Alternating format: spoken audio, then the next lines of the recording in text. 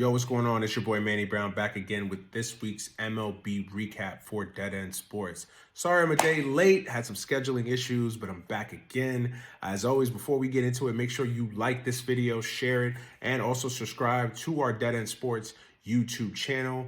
And thank you for your support as always. Well, as a Mets fan, this has probably been one of the most embarrassing weeks in Mets history. And listen, as a Mets fan, we've had countless weeks like this.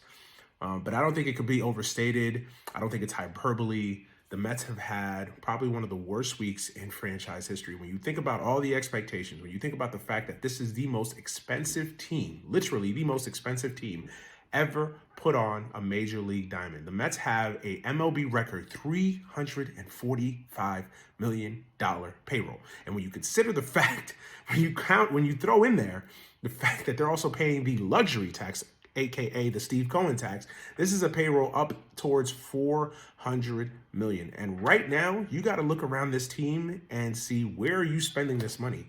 You've got two pitchers, two aging pitchers, two guys that you were brought in here to anchor this rotation who have been complete disappointments. Max Scherzer has been injured and really hasn't been himself, and kind of showing signs that he is not the same pitcher that he was with the Nationals and with the Dodgers, and he's been inconsistent. And Justin Verlander has been bad. Let's be honest. Aside from a couple starts here and there, Justin Verlander has been completely underwhelming as a Met.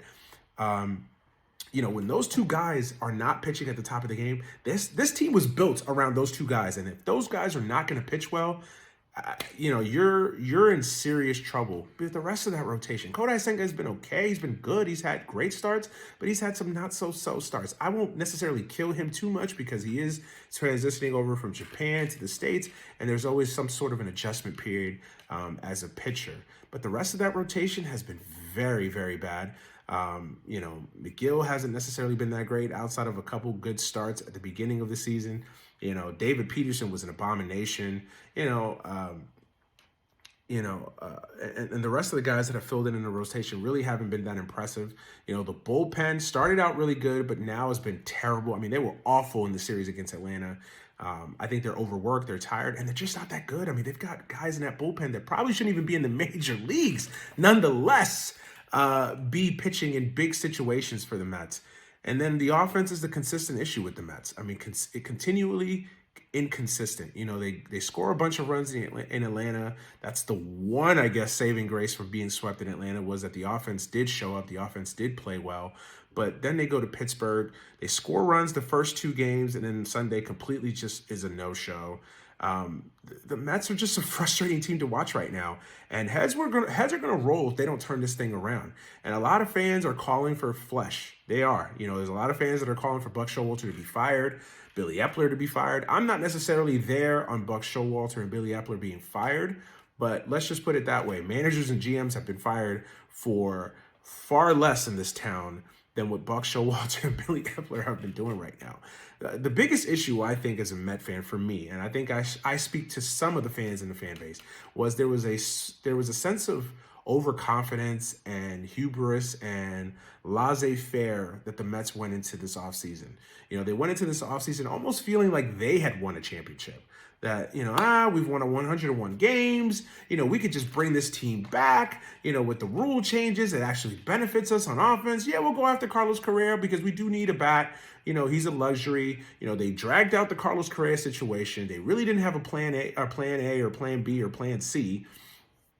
And they really just put themselves behind the eight ball. They didn't address the offense nearly enough. You could argue they didn't address the bullpen at all. And every other team in this division got better. The Marlins got better. The Phillies got better. The Braves are the Braves. Outside of the Nationals, and even you could argue even the Nationals got better. And the Mets just stayed the same and arguably got worse. So I think the Mets are in serious trouble. The next 10 days might decide this team's season. They have a very tough schedule. They've got two against the Yankees in the Subway Series starting tonight. They've got the Phillies over the weekend, and then they go out and travel to the Astros, which will not be easy. So the Mets really got to start turning it around. They just got to play better. And I think the thing that concerns you as a Met fan is not even so much the pitching has been inconsistent, not even so much that the offense has been inconsistent, or the bullpen's been mad, or Buck Showalter has not managed well this season, But the fact that they're now starting to make mental mistakes, lackadaisical play in the outfield and in the field in general, where you're just like, okay, some things I could tolerate for being a team that's struggling, but when you're making mental miscues, lackadaisical plays, I mean, on Friday night, they had a bunt that turned into a 2-run double. I mean, things of that nature are just unacceptable. And you really have to start questioning if this team is tuning out the manager, if this team needs some changes beyond just, the things I've identified. There's something going on with this team right now, and they've got to put it together. They've got to figure it out because they've got a lot of talent on this team. They've got guys that have been multiple-time All-Stars that are just not playing well. Lindor, listen, I'm a fan of Lindor. I support Lindor. I think he gets a little bit too much heat from the Mets fan, but he has not played well this year. And when you're making $30, $45 million a year, you've got to play better. You've got to play better. You've got to really step up and take control of this team and be the leader of this team, especially now with Alonso possibly being out to the All-Star break. The Mets are in trouble. They've got to step up. This is where you're going to find out about Buck Showalter. This is what you're going to find out about the makeup of this team. They've got to respond and they've got to be better. Or the Mets are going to be in some serious trouble and heads will roll in Queens. Let's move on to a team that was picked by some people in the offseason to be kind of a sleeper team. But right now, they're beyond a sleeper team. They might be a real threat in the NL West, and that's the Arizona Diamondbacks, man. Do you guys know that the Arizona Diamondbacks are tied for the best record in the National League and one of the best records in all of Major League Baseball? I mean, the Diamondbacks have really been impressive. I mean, this is a team that I wasn't necessarily too high on. I love the manager, but I had some question marks about the team. And listen, they've got some young guys that are playing out of their mind that have completely stepped up. And they're a fun team to watch. They're built on speed. They're built on athleticism, on pitching and defense. They've got one of the most underrated players in Major League Baseball in Ketel Marte. They've actually got a very underrated pitcher in Zach Gallen. They've got a pretty good bullpen. Torey Lovullo is one of the most underrated, underappreciated managers in all of the sport. Listen, the Diamondbacks have really been impressive. I still think the Dodgers will most likely win that division, but why not? Why not the Arizona Diamondbacks? They've really shown themselves to be a very good team. I still have my questions if they can hold on in this division because the Dodgers are still the Dodgers, but the Diamondbacks are right there, and who knows? They might win that division and might be actually a threat come October. So credit to the GM, Mike Hazen, credit to Torey Lovullo, credit to the coaching staff, and most importantly, credit to that team who have played absolutely well. They've got the overwhelming favorite for the Rookie of the Year. Like I said, Ketel Marte is one of the most underrated players in baseball. Zach Gallen is an underrated pitcher. Probably might be one of the favorites to start the All-Star game. Listen, the Diamondbacks are playing well, man. Why not the Diamondbacks? That's the theme for this week. Why not the Diamondbacks?